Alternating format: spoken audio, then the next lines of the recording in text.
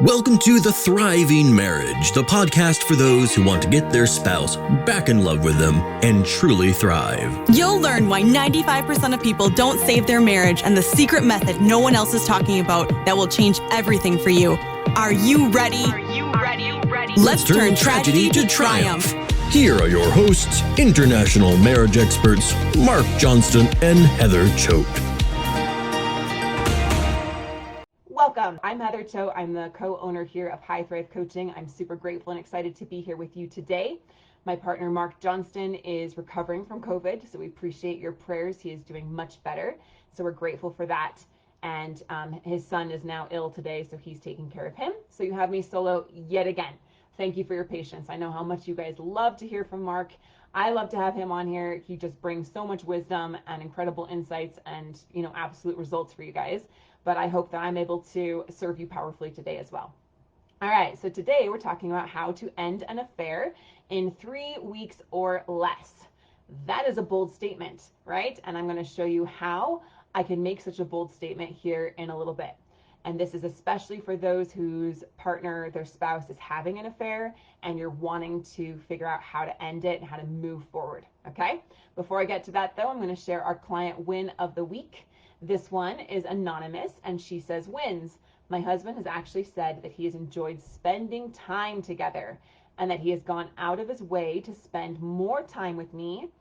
This is the first positive thing he has said about us in 4 months since he left. Now I want to highlight a couple things here. In the path process that Marc and I teach, that we've created and that works, that we teach that no one else is talking about, right? We look for a couple different markers there. And one of the first markers we're looking for is the pause. Now this client is talking about how their spouse went from leaving them, not saying anything positive for about 4 months, right? To now wanting to spend time together and saying nice things, right? And it doesn't just go from your spouse leaving and not saying anything positive to you to all of a sudden wanting to spend time with you and saying positive things to you.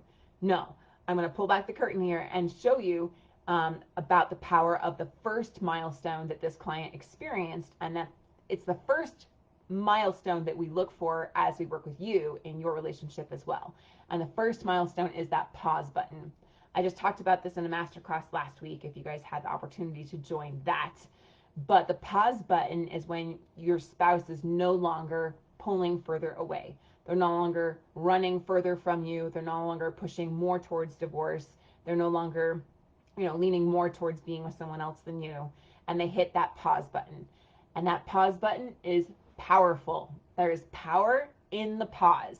And this client, their husband, hit the pause button. And then we go to the next milestone, which is increasing understanding, increasing validation, increasing empathy, and gaining perspective for what your spouse is experiencing.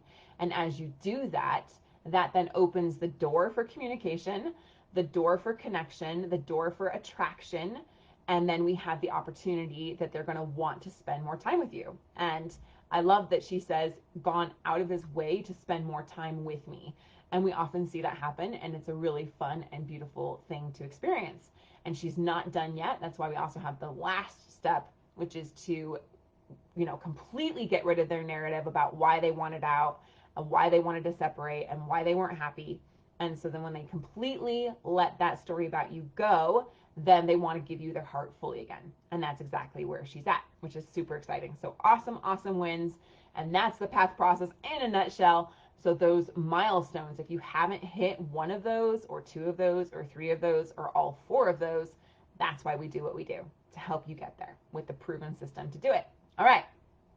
Now, I asked you guys over in the Thriving Marriage Facebook group, and I see some of you watching me live. Hello, thank you. And again, let me know if you can see and hear me okay, just to make sure all the tech is working. I really appreciate it. And let me know where you're joining from today, any questions that you might have, any aha moments you might have. Leave a comment, let me know where you're at. I do check the comments, and I'll try to answer questions if there's time live with you guys. If you're watching the replay, again, always leave a comment. We do check those and get back to you as well. All right, so over in the Thriving Marriage Facebook group, which I just logged in and checked, it has 39.9 thousand members right now.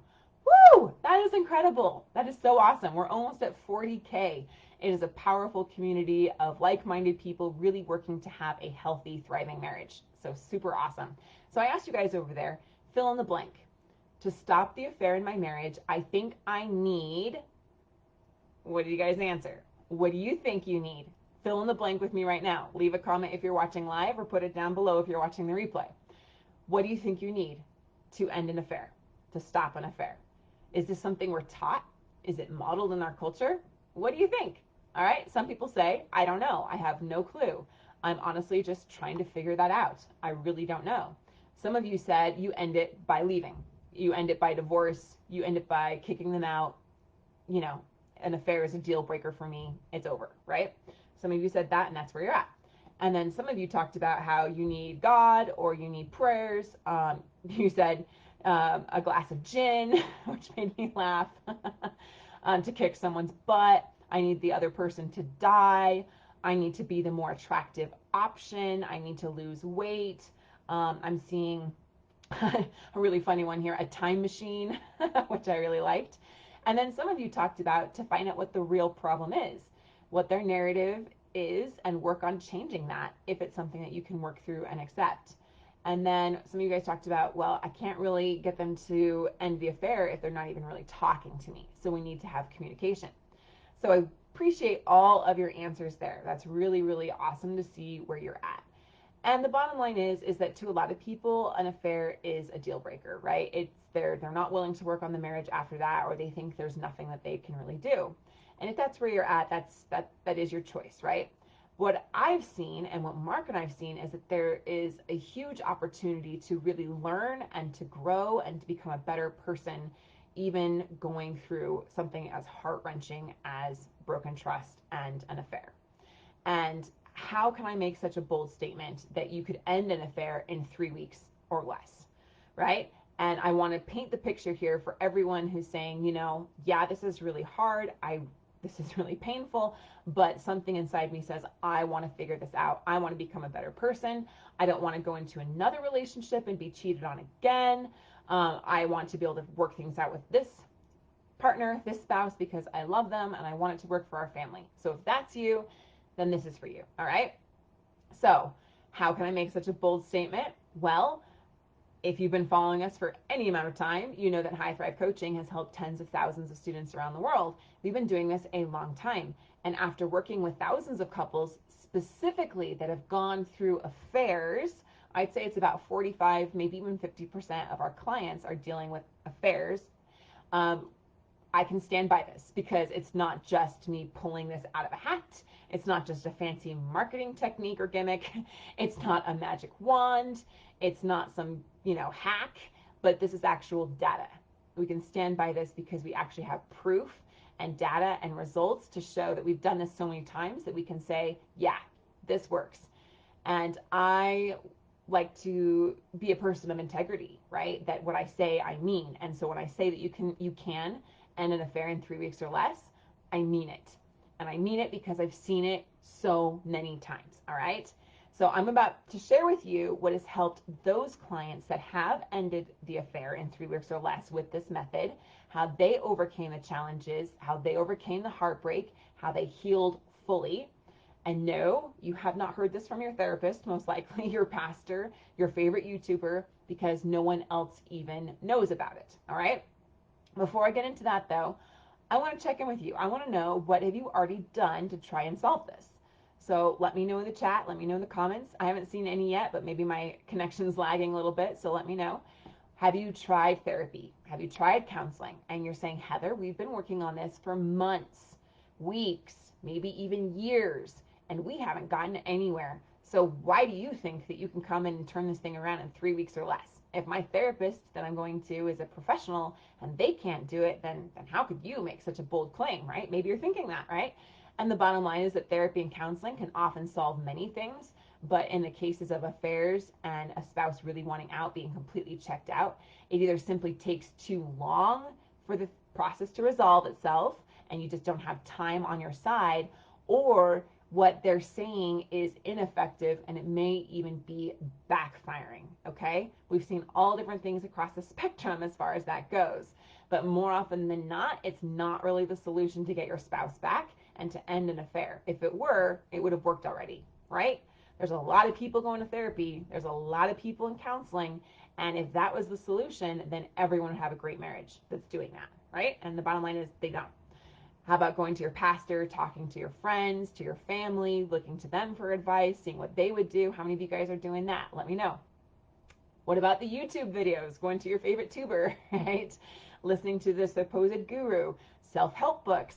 I've read The Love Dare like 4 or 5 times. I've read Love Languages a couple times, and I will read something and it will seem to make a lot of sense. I'll say, oh yeah, that makes a lot of sense. I should try that. And I will go and try that. And it will be completely ineffective because it's not what's actually needed for my situation, or B, it might actually backfire. I've had that experience as well, where what I thought, like doing all this service, like in the Love Dare, doing all the service, it just was not reaching him at all. And the love language thing was just surface. It wasn't deep enough to solve what was actually going on with us. Okay, what about trying to do it yourself, trying to work on yourself? We talk about that a lot the last, year and a half or something, because everyone out there is saying, if you want to have a healthy relationship, you need to work on yourself. And I get where that's coming from because we can only control ourselves. But I want you guys to lean in here. If you think that working on yourself is the end all be all solution for saving your marriage, then why isn't your marriage already saved? Right? Like, I'm here to give it to you really real and really straight, right? Like, working on ourselves is good for us, and it's always good to grow and become a better person. We're all about that. You know I am. But if in and of itself it was the solution to save your marriage, then everyone that was working on themselves, which is almost everyone, is working on themselves in some way, like trying to improve themselves, everyone would have a great marriage. And so the reality is that in and of itself, it's not the solution. So do you guys want to know why those just haven't worked for you so far, and why all of your requests to try to save, the marriage and end this affair, and all of your demands and all of your pleading, or even your flat out like manipulating, or your threats, right? Or your begging or your desperation, all of those things have not worked for you, right? So let's dive into that. But before I do that, I also want you guys just to really think about where you would love your relationship to be 3 months from now. Okay? 3 months from now, just like our client was talking about, 3, 4 months, 6 months from now, where would you really love your relationship to be? Would you love them, it to be like our client talked about here, where your spouse wants to spend time with you, where they're actually creating excuses to spend more time with you, where they're actually talking positively and respectfully to you? Would you love for the affair to end and you guys be healing and restoring the trust, and where you both feel safe and secure? Where would you love to be a year from now, 10 years from now? How would you like to look back on this time in your life at the end of your life? Do you want to look back on it with peace of mind that you did everything that you could, and that you became a better person, that you didn't just go through this awful, hellish challenge, but you grew through it, right? That's kind of like the little fancy saying I came up with the other day. I don't know if I'm the only one who came up with it, but it just kind of came out. Probably not. Probably someone a lot smarter came up with it before I did. But, it's true. We can go through something, or we can grow through something. And there's some interesting statistics I looked up on psychology today about affairs. And there's that saying, like, once a cheater, always a cheater, right? But the bottom line is that, yeah, there is some truth to that. If you are a cheater, you're 3 times more likely to cheat again. But the interesting thing is that the reverse is also true. If you've been cheated on, then you're 3 times more likely to be cheated on again in the future. Weird, right? Like, so there's some underlying stuff going on here. And yeah, it's not necessarily like, I'm not putting all the blame on you that this is happening, because, they do have their choice and they are responsible for their unhealthy actions and behaviors and the choices that they're making. And so that's an interesting thing, right? But there's stuff that goes on inside of us, and cycles tend to repeat themselves because we have subconscious beliefs and subconscious programming and a way of looking at the world that tends to create the same circumstance again and again and again. I'm sure you can look at other relationships and you can see it. You can see that someone gets out of an abusive relationship and they go right back into another one. You can see that your friend, maybe been cheated on in their first marriage and now they're being cheated on in their second marriage. You can see that these cycles tend to repeat themselves. Why? Well, we need to go deep to really find out why, okay? And that's what we do here, is we help you uncover what's really going on here with all of this programming so these unhealthy cycles and patterns don't continue to repeat themselves, okay? So, how do our clients successfully heal from an affair? How do they have a thriving marriage no matter what, where they don't just survive these challenges, survive these difficulties, but they truly thrive? And how do we succeed and our clients succeed? And you guys can go and check out like the flood of absolute success stories that are just pouring in constantly. How do they succeed, whereas in other programs or even in therapy or do-it-yourself methods, the attempts fail? All right? So I'm going to share with you guys the 4 proven steps our clients take to end an affair in 3 weeks or less. And it works even if your spouse wants a divorce, even if they say, I love you, but I'm not in love with you, even if they say I'm in love with someone else, or if they're just unwilling to work on it with you and they're unwilling to change. They're unwilling to end the affair at this point, okay? Step 1 is our root assessment, okay? Most people miss this step completely, and that's a huge mistake and why most couples, they never recover from an affair. So in the root assessment, what is this? This is where we, as marriage experts that work with divorce and affairs every single day, day in and day out, it's the only thing we do. It's the only thing we focus on. We do this every single day, right? We're the ICU for marriages. We scientifically assess your marriage and we determine what those root issues and perceptions are behind their story, or behind why they're having this affair, behind why these cycles keep showing up for you. And I talked about this a couple weeks ago, but I'm going to say it again because it's true. When you're in the bottle, you can't read the label. You can't read the label when you're in the bottle. So you need an expert that knows how to read the label and how to understand the label properly to diagnose and assess exactly what's going on in the relationship. Why these cycles keep showing up for you, why this is happening in the first place, why your spouse is driven to break your trust and break promises and go to someone else to get needs met, right? So here's the kicker, right?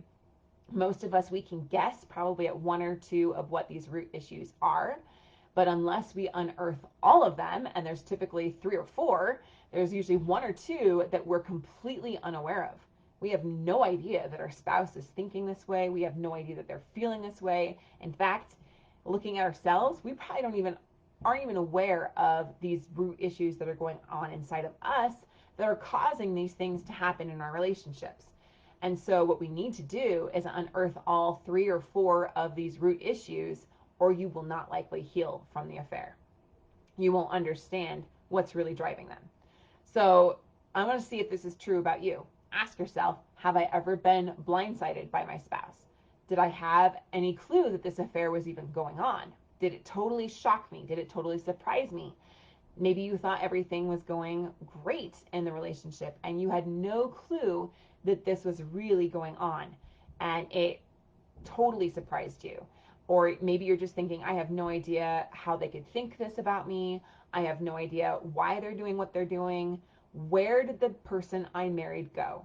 Who is this stranger? And where did the person I married go? Where is the person that I love? This is not who I married, right? If you're thinking any of those things, then this is a clear indication that there are root issues going on inside of them, their spouse, inside of you, and inside of the relationship that you're unaware of. And it's okay, because you're all are in the bottle and you need the expert to read the label. And so that's exactly what we do in the root assessment.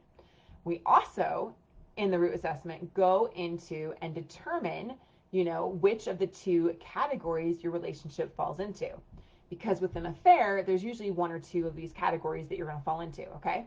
The first category is oh my goodness, is that you have broken trust with your spouse, but they are committed and willing to work on things.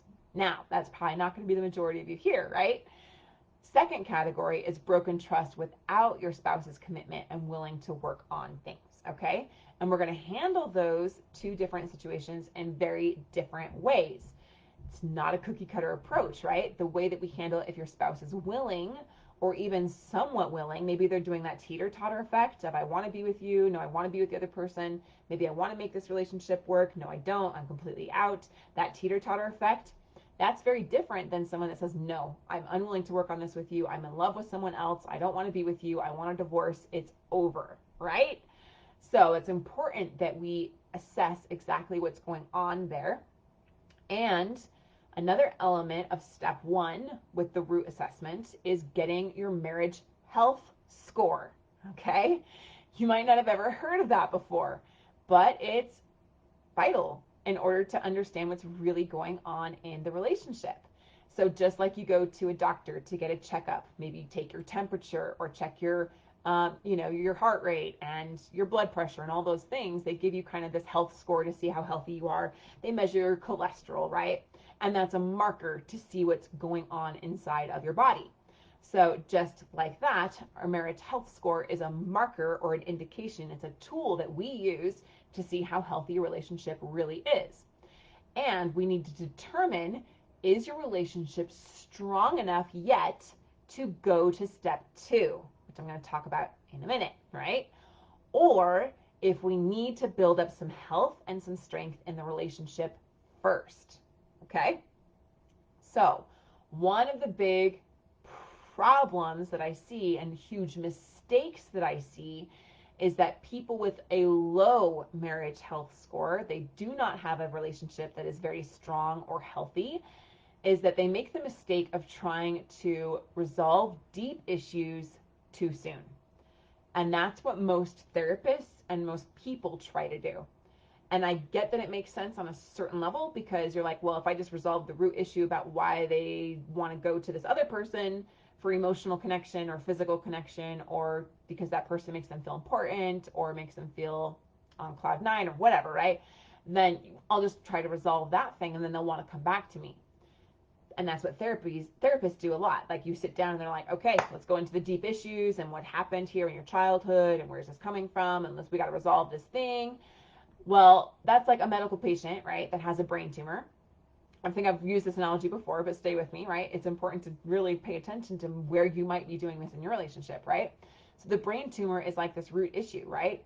That it does need to be resolved. Like you can't just live with active cancerous brain tumor, right?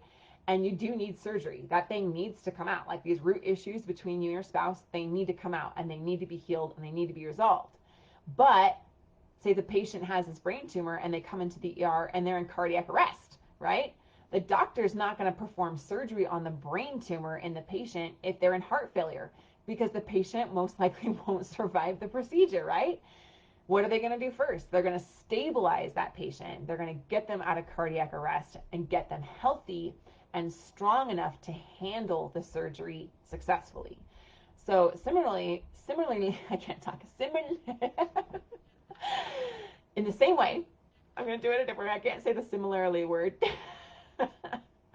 In the same way, your marriage, it just may not be strong enough right now to address the deeper root issues, okay? That's why the root assessment is so vital, because we don't want to destroy an already fragile relationship by solving problems out of order.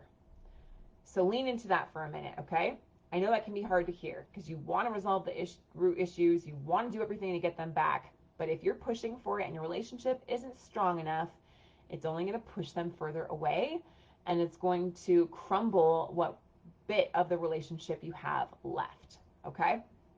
So be really mindful of that, and be mindful of any therapist or any well-meaning person that just doesn't know this, that is pushing you to try to solve these things if your relationship isn't strong enough yet, okay? All right. So we also uncover in step 1 how you may unintentionally be pushing your spouse further away, or what you may be doing that is actually backfiring and you don't even realize it. Again, I hear so many of you guys, I talk to here in the Thriving Marriage Facebook group, I talk to you guys over on YouTube, I email you guys, I chat with you, I work with clients all the time, and I hear how much you want this relationship to work. and how you feel like you're doing everything that you can to solve this. And it breaks my heart because so many times I'm talking to you guys and you have no clue that what you're doing is actually backfiring. It's completely ineffective. And I really don't want that from you, okay? So as you do the root score, then we're able to see if your marriage is healthy enough and strong enough to go on to step 2, okay? What is step 2? When your marriage is healthy and strong enough and it's not in cardiac arrest anymore, but we've built in some stability, we've helped your spouse hit that pause button so they're no longer fleeing to the other person in the case of an affair, right? Now we go to step 2, which is addressing the major concerns that created the affair, all right? And I got this directly from Marc, so I'm going to go ahead and just say in his own words exactly what he would have said if he's here, okay?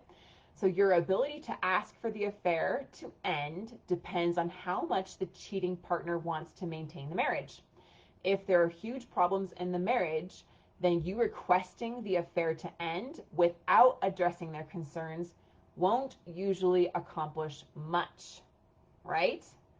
Say that again. If there are huge problems in the marriage and you're requesting the affair to end without addressing their concerns, it's not going to accomplish much, right?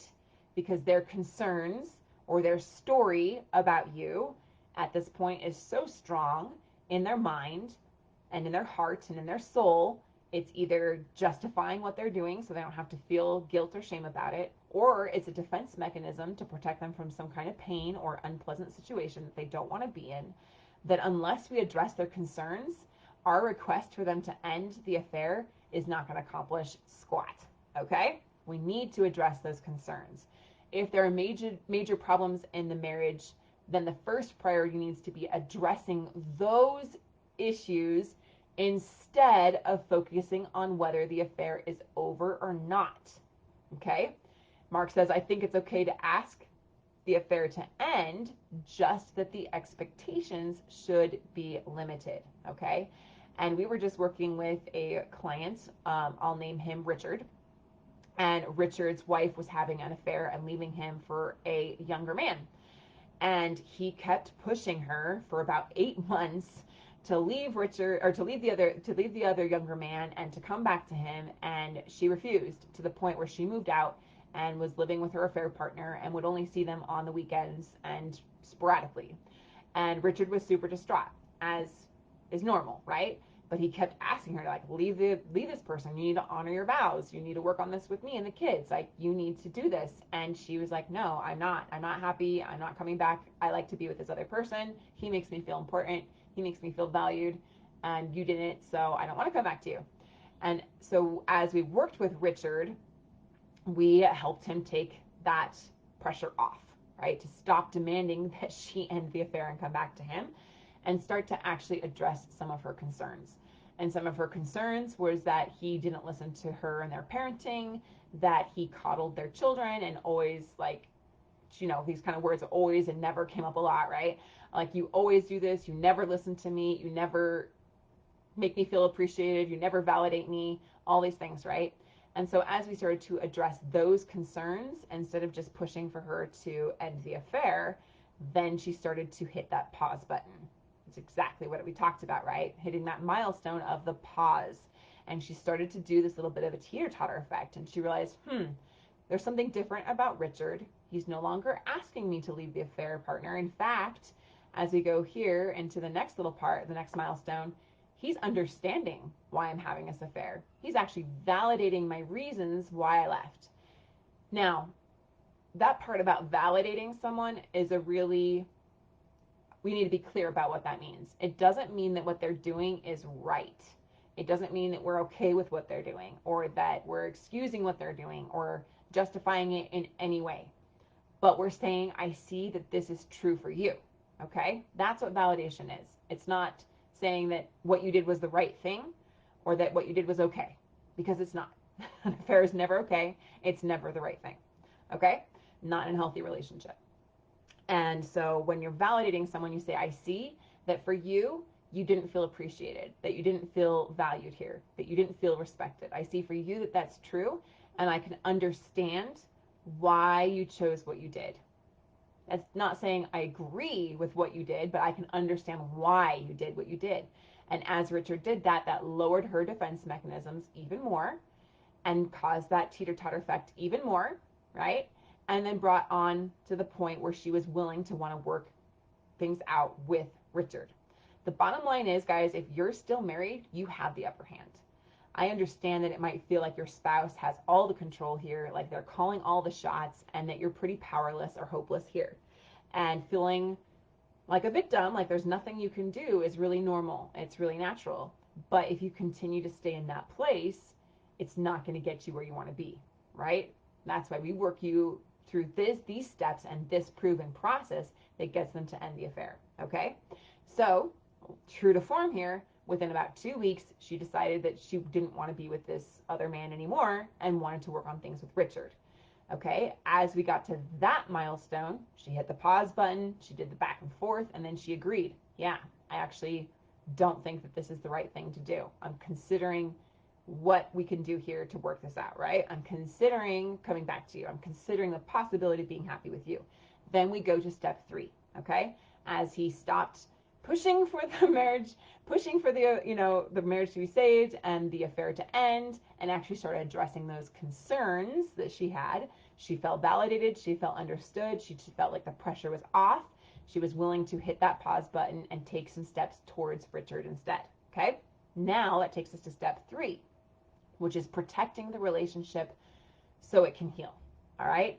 This is all about creating healthy boundaries to protect the relationship, especially from any ongoing interactions with the affair partner. Now, I get it. A lot of you guys are like, healthy boundaries are scary. I'm afraid that if I put a healthy boundary, if I put my foot down about something, it's just going to push them back to that other person, or it's just going to backfire. And that's definitely not what we do here in step 3. We show you how to set healthy boundaries that don't backfire, but actually create space for the relationship to heal and to help you both feel safe and secure as you move forward. And it is uncomfortable. Like, I'm not going to paint a fairy tale, right? It is a little bit of an uncomfortable situation. It's kind of like a wound healing. I've got a scab on my foot. That's gross. But it's like super itchy and it's nasty and it's super uncomfortable in this healing process. And so it's kind of the same way. Sorry, I always use medical analogies. I don't know if that grosses people out, but anyway. All right, so as we create these healthy boundaries, Marc says, if you are actively addressing issues within the marriage, then it's okay to make some demands, okay? Some healthy boundaries here to say, this is not okay. This is also not okay, right? If you want the affair to be over, then both partners need to be involved with communication of ending the affair, all right? And that's exactly what we can guide you on. I know that's a hard conversation to have, and so we walk our clients through exactly how to do that. But both partners need to be involved with the communication of ending the affair. And then steps need to be taken to cut off communication and contact from the affair partner completely, all right?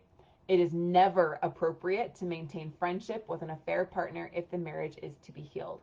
It's never appropriate to be texting, messaging, emailing, phone calls, face-to-face conversations, etc.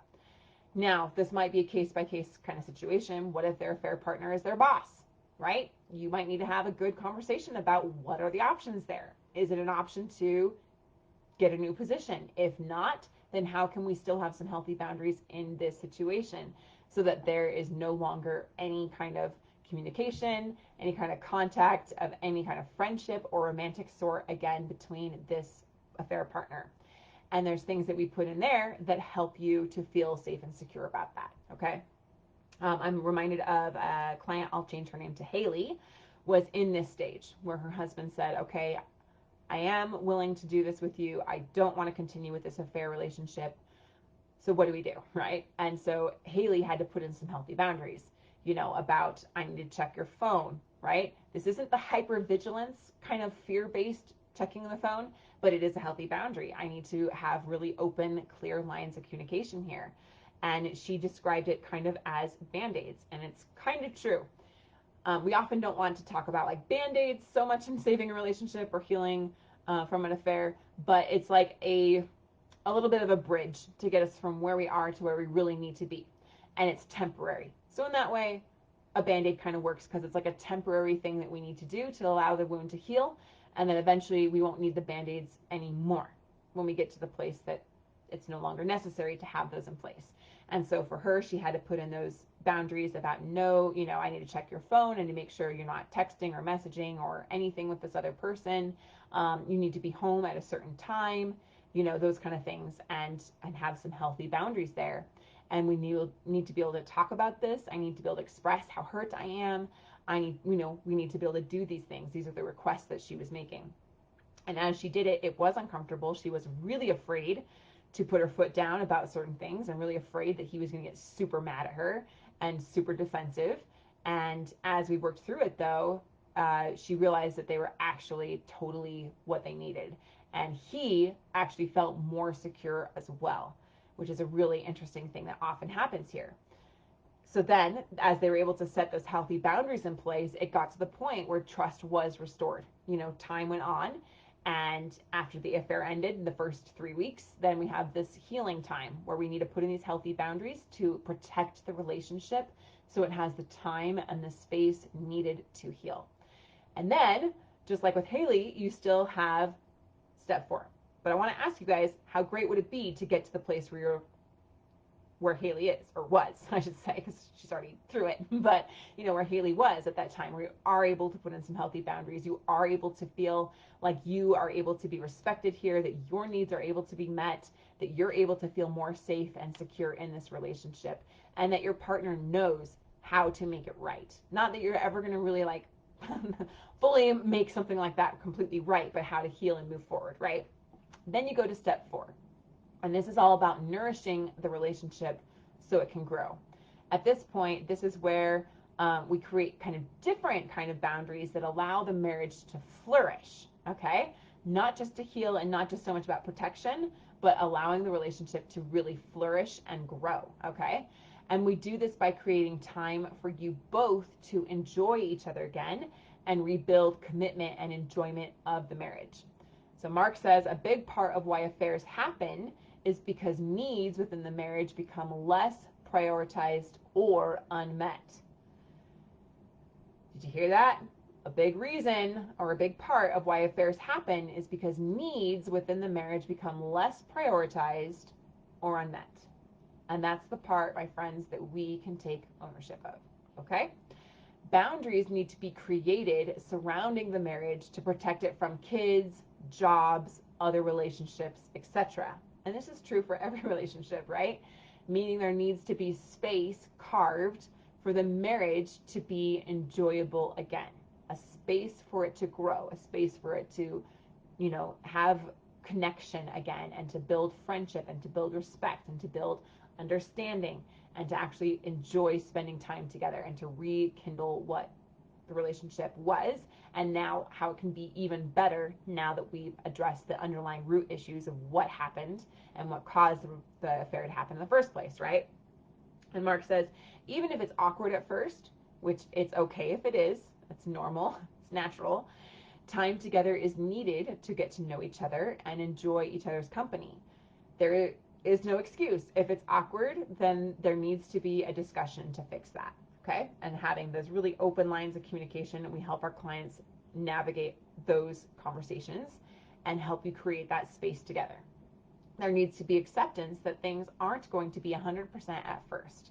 Ideally, there's a narrative built that awkwardness is actually okay and that you are working towards things becoming more enjoyable as a couple. All right, so raise your hand if your heart craves having connection with your spouse and having time where you're actually enjoying each other and time where you're actually able to address the awkwardness and address the broken heart and address all of these things that you're experiencing and all the things that your spouse is experiencing.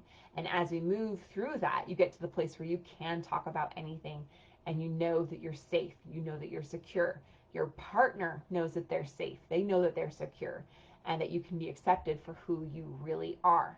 And now we move you into commitment, which is where you let that story go about the relationship. They let their negative story about the relationship go, and you both want to work on the relationship together and be together and only together for the rest of your lives.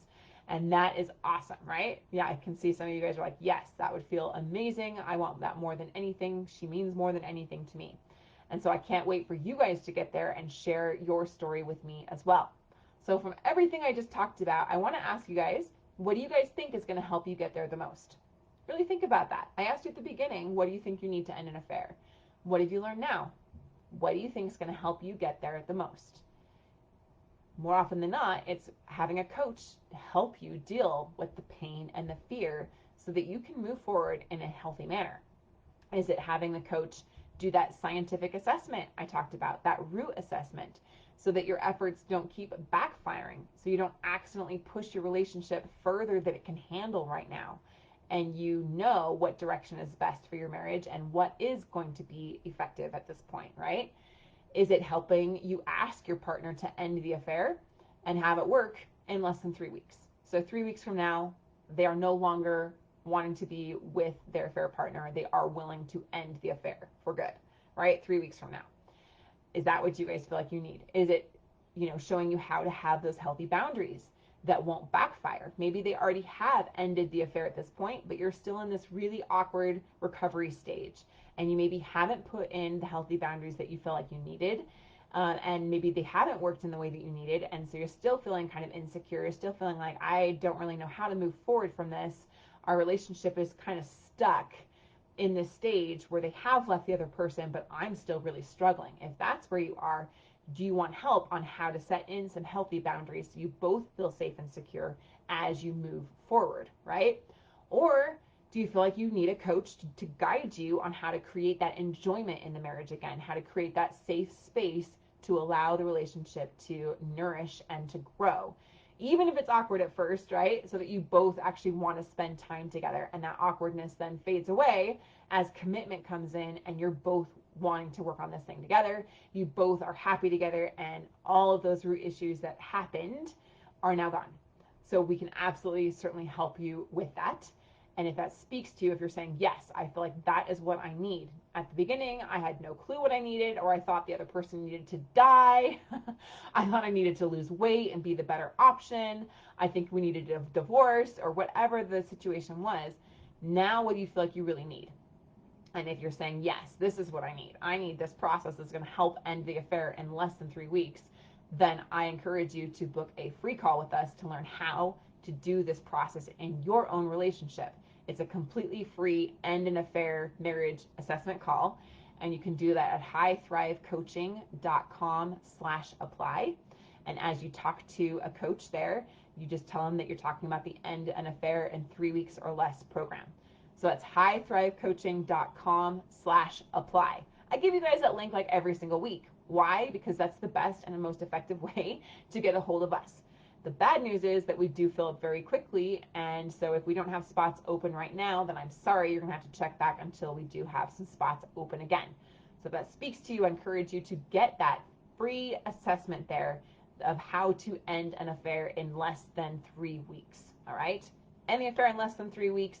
Create the time and the space after the 3 weeks to allow the relationship to heal, and then go to the next level where you're enjoying time together and you're nourishing the relationship.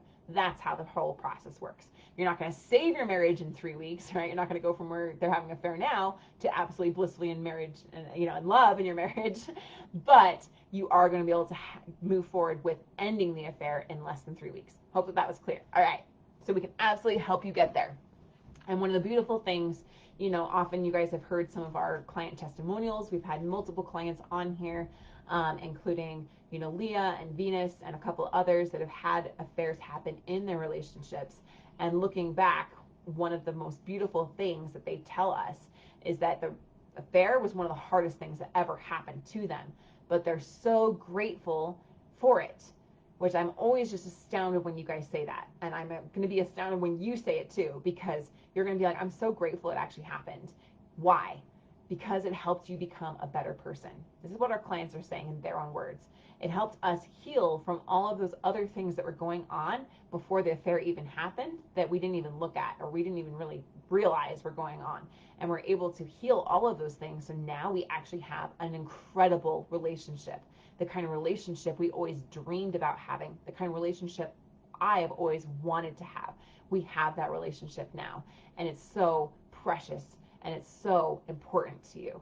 And it's so incredible for your children to grow up with both of their parents together. And, now looking back over the years, many of our clients have had multiple children now together after the affair happened, and they couldn't be happier. I just so honor and appreciate everyone that goes through this process and is willing to do it because it works and it's worth it. All right. So now, after all of that, I hope that was helpful for you. I'm going to be doing a masterclass on this as well on Friday here in the Thriving Marriage Facebook group. So I encourage you guys to check that out if you want to go a little bit deeper into ending an affair and a little bit deeper into these steps. So encourage you guys to check that out. But above all, encourage you to get that free session before spots are filled. All right. Now going to the Marriage Mythbuster. You repeat your parents' relationship problems. All right. I'll admit I've subscribed to this one myself, and it's a little bit of a yes and no. It's a little bit of true and untrue, right? The reality is that we do tend to model what was modeled to us. We do tend to repeat what we learned as children, and that there are studies that show that, if your parents fought a lot, you do tend to fight a lot. If your parents drank a lot, you do tend to drink. If there was infidelity in your parents' marriage, there tends to be infidelity in your marriage. If your parents were divorced, you do tend to get divorced yourself. So there is some evidence to this. However, are we strictly limited to only repeating what our parents did? No, of course not. The problem is that when we're in early childhood, we do pick up on these social cues. We do pick up on these relationship habits and these relationship quote unquote rules, right, that our parents had about the relationship. We think, oh, that must be true because we're young and impressionable and we don't know yet. And before the age of 7, we actually don't have any filter to decide if I want to believe that or not. We just take everything in. We're just coding everything into our subconscious mind. Everything is just being programmed and downloaded into our brain before the age of 7. And then it isn't until about the age of 12, 11 or 12 that we start to decide, do I really want to believe this? Is this actually true for me? Do I actually want to accept that for myself? And then we go forward into adulthood, and then we can say, that belief I picked up when I was 7 or when I was 4 and I saw my parents fighting about money, and now I realize I'm fighting about money with my spouse. Maybe I don't need to believe that anymore. Maybe I don't need to continue that way anymore. Or maybe my mother's fear about my father's infidelity and his betrayal and all of her pain I saw her go through, maybe I don't need to do that myself. Maybe I don't need to believe that. Maybe I don't need to be the man that walks out on their family like my father walked out on us. Maybe I don't need to continue that. And so it's absolutely truth that just because our parents modeled a certain way for us, and that yes, maybe we picked up on some of this beliefs and some of this conditioning, we absolutely can choose some new beliefs and some new patterns and learn some new skills. So I always say this, but give yourself some grace if you haven't learned up until now how to have a good relationship. If it wasn't modeled to you by your parents, if it wasn't modeled to you in your upbringing, oh my goodness, how many times am I going to stumble with my words today? My apologies, guys. I need to go to speech school or something. All right. Upbringing, that you can choose a new path and you can create a new reality and a new future. And that is what drives me to do this work, is that we do not have to be defined by our past. We do not have to be defined by the beliefs that we've picked up on in life. We can choose to believe the truth of who we really are. And the truth of who we are is all the same. You are good enough. You are worthy. You are deserving of an incredible relationship. You are a piece of the divine. That is who you are. And that is the truth. We are all abundant. We are all creators. We all get to create reality. That is the truth of who you are. You are capable. You are smart enough. You are good enough. You are intelligent. You are beautiful. You are brave. You can do this. That is the truth of who you really are. And when you get rid of all the other crap that you put up in your brain and your parents put there, or whatever you chose to put there about whatever they did, then you can step into that creatorship and you can be the one that creates your life, and you have a state of peace and empowerment that comes as you step into that creatorship. And you know that no matter what happens to you, because it's no longer about what happens to you, it's no longer about what your spouse does or who they break your trust with, who they go and have an affair with. It's no longer about what anyone else does or what anything outside yourself is, what any external circumstance is. You know that you are okay because you have the peace and empowerment that comes from within, and you have the security that comes from within, and all the things that you're wanting, the feeling secure, the feeling good enough, the feeling important enough, the feeling cherished, the feeling adored, the feeling of security, the feeling of safety, the feeling of love, an unconditional love, is already found within you. In fact, that's the only place that it really lies. And that is one of the most important things that I love helping clients uncover and get to that state. And when you're there, things outside you might not change as fast as you want, or they might change really fast, with the right method, but everything inside you changes. And when everything inside you changes, then everything outside you changes just like that. And that is a powerful gift to give yourself and your family and your future. And so encourage you guys to take some steps in that direction if it's calling to your heart right now. All right, so thank you for joining me today. And next week, hopefully we'll have our awesome Marc Johnston back here for another podcast episode. But my heart, my love, my appreciation flows out to you guys, and we'll talk again very soon. Thanks for listening to The Thriving Marriage, your A to Z blueprint for not just surviving marriage, but thriving. Until next time, my friends, thrive on.